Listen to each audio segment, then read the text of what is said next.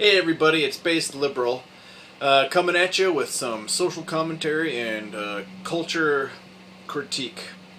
I've been thinking about strategies and ways to kind of cure the racial tensions in the atmosphere today because they've never been higher. You know, we just elected a white supremacist to the White House, president-elect.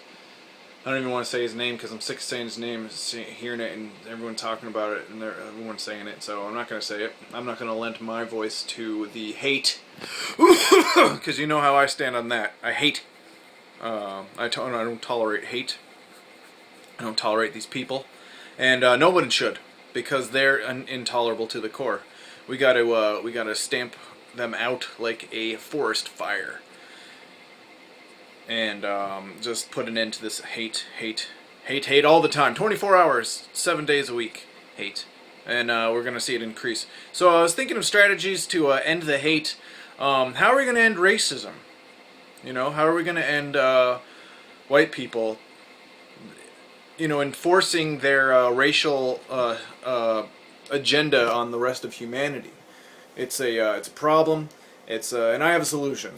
You know, just so as we all know, if you're at all intellectual or sophisticated or you know of a higher degree of learning, then you know that racial differences, like if you break them all down racially, you got a bit of everyone in you know, and you know, if you know a little bit more about it, then you understand that some phenotypes are dominant, but it's really an arbitrary kind of thing. So some genes expressing themselves, alleles. You can get into it, and it's all, you know, it's all just really, it's just kind of bogus. You know, people like to bring up the animals, how animals have different species. They have subspecies.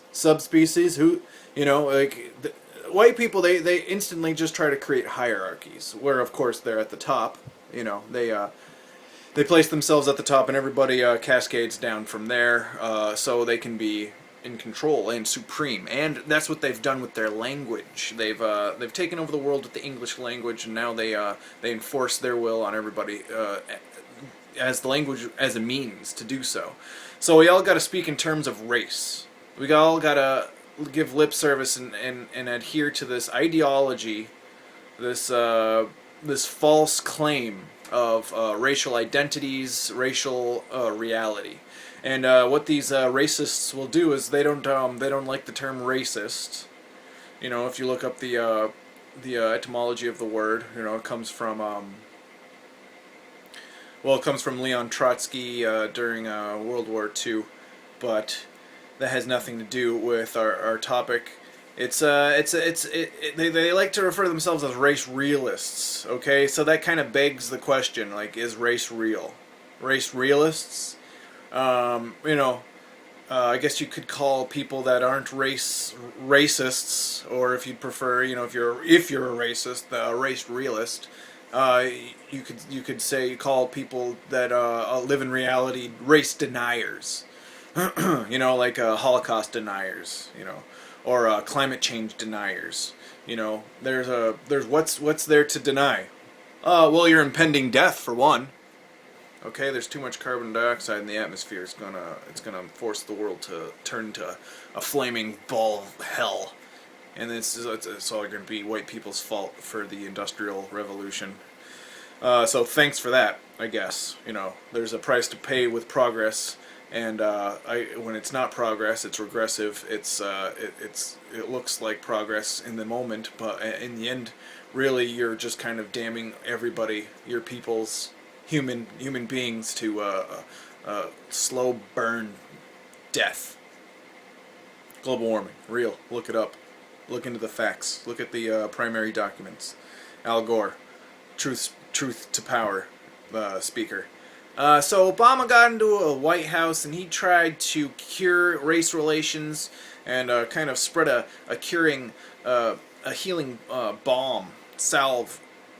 cooling bomb, a healing salve on the race relations. You know, between the perceived arbitrary racial lines that don't really exist, because if you do a 23andMe, you'll find you got a little bit of everything in there, and that just pretty much disproves racism. We've disproven racism. Okay, it's 2016. Like, is race really still a thing? Is this real? Is people still talking about races? Why? Just so this brings me to my strategy. You know, Obama tried to go in there and like, hey, look at all these black people. They're not doing so well. White people like, I don't care. Give me a cheeseburger. I want to watch NASCAR. Vote Trump. Assholes. So they ignored him, and things got worse and worse and worse. And Obama still, hey, white people, come on, stop it. And they just wouldn't stop it. And cops would, unthinkingly, devoid of any sort of intelligence and any self-awareness, brimming over with racism, just would shoot unarmed black children in the streets. And to this day, we keep seeing this happening. Hands up, don't shoot. Mike Brown, rip. Trayvon Martin, rip. Dimitri Rice, rip. There's other ones. And their memories are firmly, inscribed on history, and we'll never forget. So gotta criticize the man, Obama, probably one of the greatest presidents ever to happen. Black man in presidency, great job, wonderful. But I think, since race doesn't exist, why even talk about it? Why even talk about it? My liberal friends, we try to avoid it all the time. I look to my liberal friends, and they look at me when it's brought up, and we're just like, now we gotta talk about the racial issue again. You talk to any liberals, and we try to avoid the race issue. We don't hardly ever bring it up unless it's in solidarity with our black brothers and their march towards equality, and which we don't have, and will we ever have? Hopefully one day. Not with the Trump presidency. We're gonna have to get him out of office first. Hopefully it's not gonna be 4 years. So, anyways, my strategy is, since race doesn't even exist, why talk about it? It's not. This is my strategy. So, like, when people, talk about, black people, they're committing all this crime. You're talking to a black man. And they'll give you that look. And, that look basically is the look of ignorance. They're expressing ignorance. So, what I like to do is, so you talk about white people. This is what I say to them. This is my rhetorical strategy.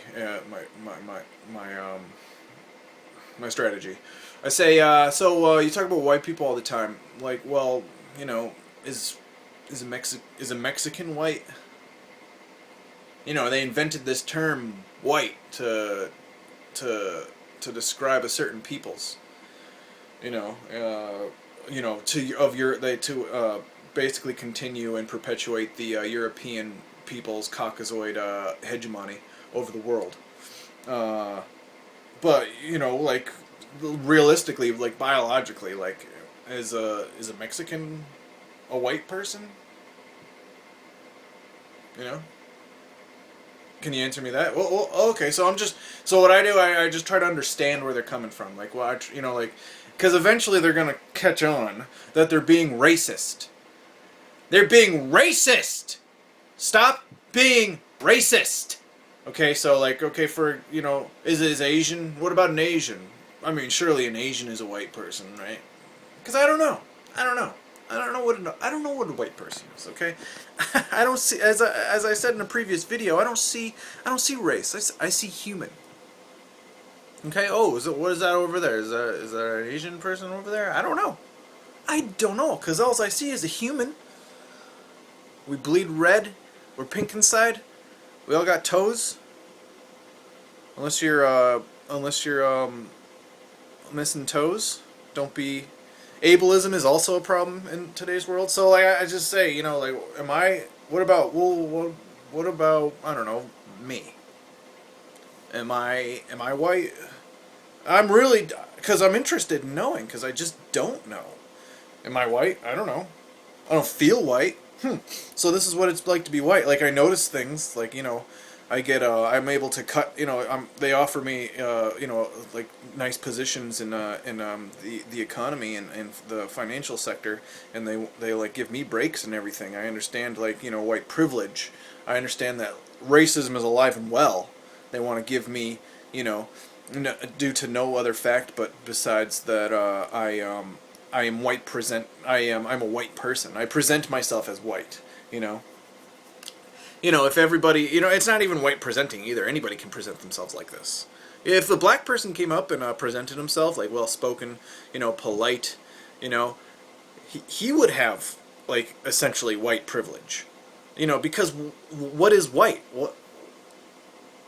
What is white? It's not biological because we all have different little genetic traits from everybody your ancestors basically miscegenated with every other race at some point, so you got a little bit of something in you everywhere. Even if you don't even look into it, you don't have to even look into it to know this, to have this gnosis. So it's just we're all part of the human race. Can we just get over it? There's one color, the human color. A lot of people, a lot of conservatives, they have trouble hearing this. They have trouble with their cognitive dissonance, and they just have to confirm their bias over and over again. And like, no, no, no, no, race exists. And so I just push them on it. Am I white? I don't know. You tell me. I mean, you're kind of projecting onto me. You're kind of ascribing an identity onto me that really I have no identity. My identity is human, and I belong to the human race, and I am a member of the Earth, society, and that's what I want. I just want a big, happy globe of people, and I think if we all can adopt this mindset, racism will end, and wars will end, and systemic racism will end, and white identity will end for the love of God, please, and black identity will find because they're so oppressed, they've got to come into their own, and then finally realize with us, not that they can't, they haven't already, they like the buried past of like Afro Afro realism or Afro truth with the ancient technology and stuff. Anyways, kind of getting off topic, going on a tangent. So don't talk about race, especially if you're a white person.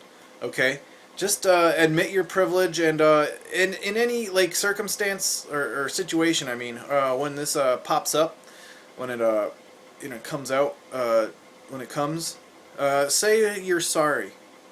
Apologize for your ancestors. Franklin raped his slaves, Benjamin Franklin. And Washington, I believe, raped slave children too. So just keep it real, and fight the good fight, my liberal brethren. And I'll see you in the next video.